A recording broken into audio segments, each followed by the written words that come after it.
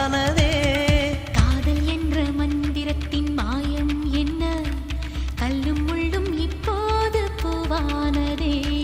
வானவில்லின் துண்டொன்று மண்ணில் வந்து யாருக்கும் சொல்லாமல் பெண்ணானதே. தென்மேற்கு பருவக்காற்று